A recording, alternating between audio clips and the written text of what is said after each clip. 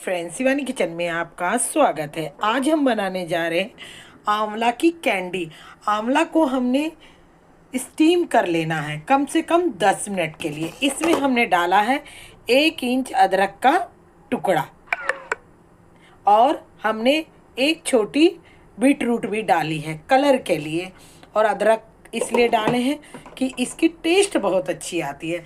तो सबको हम एक साथ 15 मिनट के लिए स्टीम कर लेंगे। उबालना नहीं है, पानी में स्टीम करना है। इसके नीचे हमने छन्नी और पानी रखे हैं और उसको सारी कलियां निकाल करके हमें मिक्सी में पीस लेना है।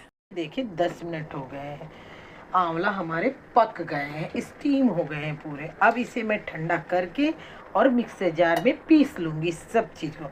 देखिए आंवला जब पक जाती है ना तो वो वाइट हो जाती है। देखिए इस तरह हमने ग्रीन आंवला डाले थे और ये वाइट येलोज हो जाती है इस टाइप से। और ये देखिए पक भी गए हैं ये सारे बीट रूट अदरक। इसी तरह से अब इसे हम ठंडा करके और मिक्सी जार में पीस तरह से हमने आंवला बीट रूट और अदरक को पीस लिया है। इस देखिए इस तरह से स्मूथ। आप चाहें तो इसे बड़ी छन्नी से छान सकते हैं, मगर हम छानते नहीं है। कैंडी बनेगी तो इसमें थोड़ी थोड़ी रेसे आएंगे और अच्छे भी लगेंगे।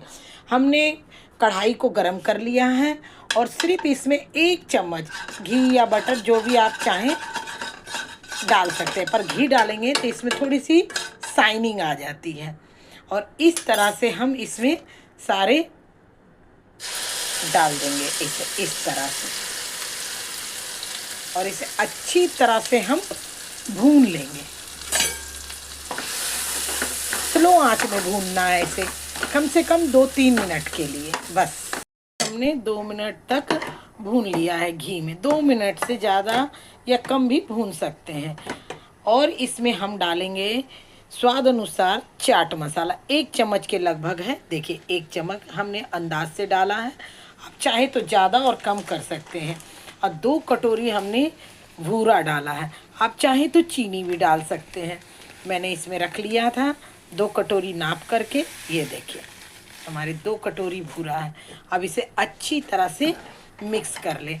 मीठा जितना चाहें उतना खा सकते हैं। अगर हेल्दी बना रहे हैं तो भूरा या गुड़ से बनाएं तो ज़्यादा हेल्दी रहेगी। नहीं तो चीनी से भी बना सकते हैं। चाट मसाला इसलिए डाले हैं, इसमें अदरक हमने जो डाला है चाट मसाला के साथ उसकी फ्लेवर बहुत अच्छी आती है।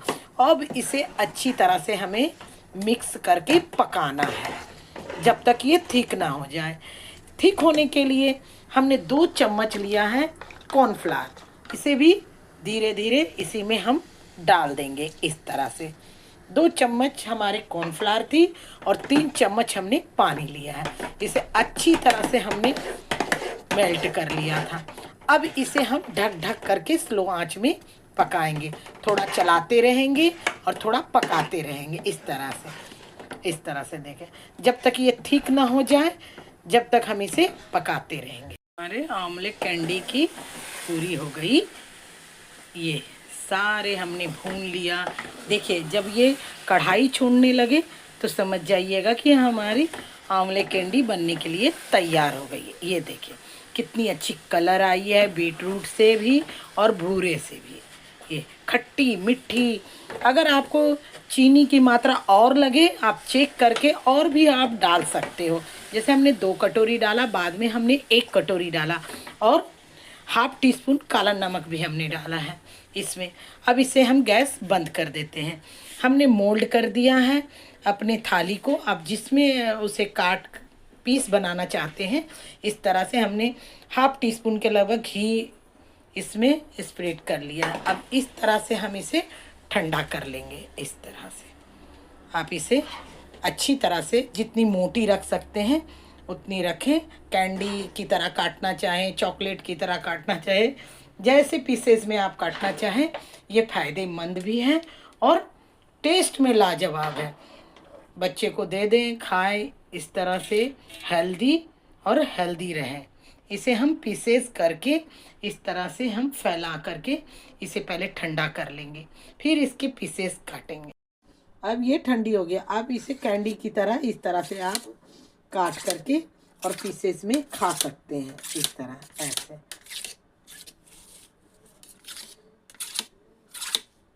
ये छोटी छोटी कैंडी आप बना सकते हैं। इस तरह से पीसेस निकालिए और इसे, ये थोड़ी अभी गीली है, गरम है, इसलिए ये सूखने के बाद ये कैंडी की तरह हो जाएगी।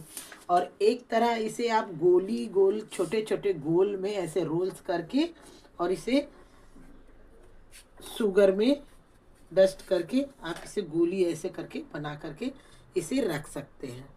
ये इतनी छोटी छोटी कैंडी बनाइए और बच्चों को भी दीजिए।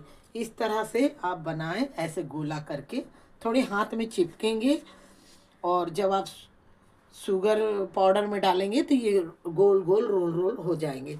इसी तरह से मुझे सब बना लेना है और आंवला कैंडी तैयार हो गई।